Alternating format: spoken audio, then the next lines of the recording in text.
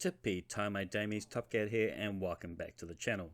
Today we are taking our Solar Hunter for a spin after I got a lovely comment on the channel from an individual who claims that hunters are only good with super damage and suck dick at everything else. This inspired me to revisit our Caliban's hand build and see if it's still as crazy strong as I remembered. And I can tell you, not only is it still amazingly strong, but the Taken King's raid Zaouli's Bane makes it even better than it was before. So today we're going to break it down and hopefully show our Titan friend that hunters know how to clear house, not just with their supers, but with their melees as well. We start with the knives. We are using the proximity knife. This can attach to walls, floors, and the faces of your foes, and should generally be a one-shot kill on any red bar regardless of difficulty. It has quite the ability to find heads. At range, the aim assist allows for you to bend it like Beckham for some fun cross-map knife tricks. But it's our exotic gauntlets that truly bring these knives alive.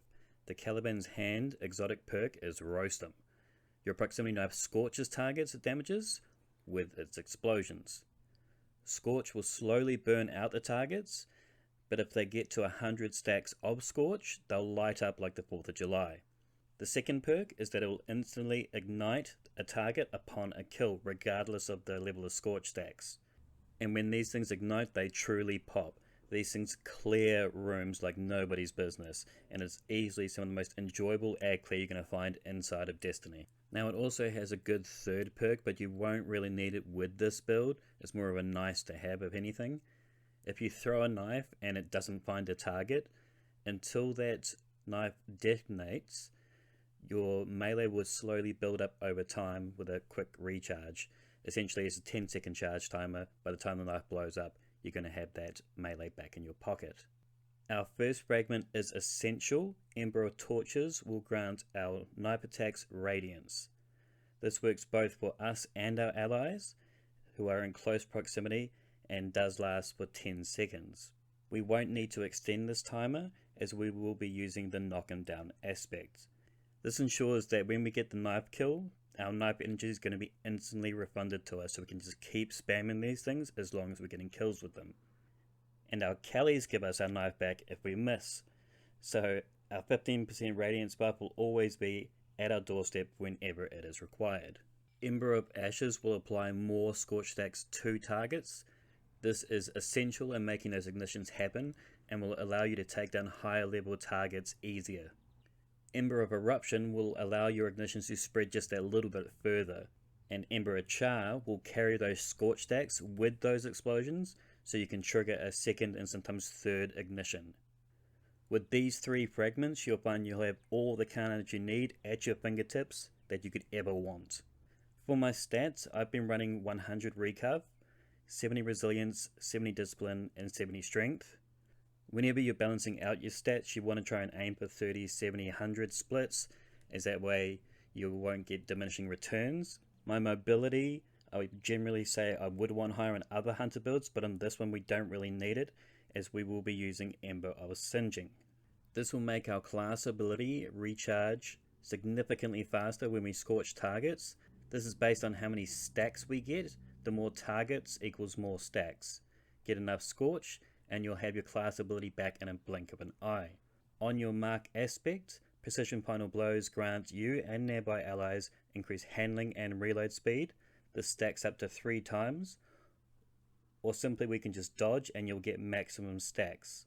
On your mark will really help my current favorite hand cannon and my pick for this build, the Zaouli's Bane. In D1 this was a bit of a joke, but is very comfy now.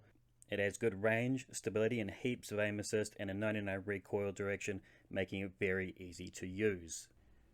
It has the new Pugilist perk on it, which works on 2 fronts. It generates melee energy on kills. A handful of kills is going to give you that knife back in your hands. And more importantly, dealing melee damage increases this weapon's handling. This paired with the on your mark aspect gives it a comfort level of, oh fuck yeah. And because we can craft this, we can enhance it. Enhanced Incandescent is delicious on this weapon. And both the Drang and the Midi Miter also work well in this slot, but I feel like those spray flames and this just nails flames directly into the target.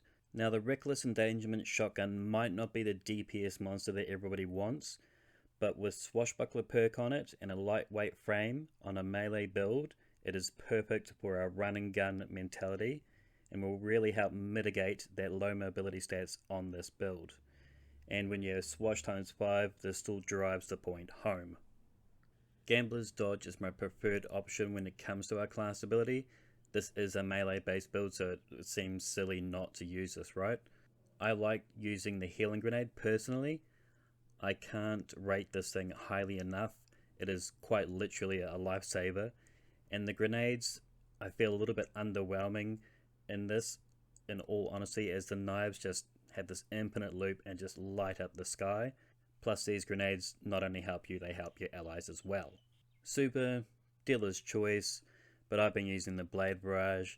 Even at base plus knock 'em down, it's got great stopping power, and the Goldie I find you have to build into it to make that really great. So Blade Barrage all the way. For our mods, we're going to use Explosive Wellmaker and Well Up Life. This will keep us healing whilst we're in the thick of a firestorm. I'm using Explosive Wellmaker over Melee Wellmaker, as you'll find you'll be making a lot more wells as we got all these explosions going on, and this just means more heals for us. Reaping Wellmaker and Well of Tenacity combo will give us a resist buff that will really help tank more damage. Dodge, get a weapon kill, and that resilience buff will be with you for 5 seconds. This truly is a great perk combo and great for any hunter build. Seeking Wells for some quality of life. Distribution and Bomber. ×2 Focusing Strike. And all the resist on our chest piece. Anyway, my damies, that is the build for today. Hopefully I've helped convince you that our little hunter can be a bit more than just boss DPS, but anything that crosses our path will just get straight up deleted. If you liked the video, please hit that thumbs. If you're new, please consider subscribing. If you've got any questions or suggestions, feel free to leave it in the comments down below. But until next time, tippy tie, my damies. What a tie. Bottom of everything, he's the most tip-top, top cat.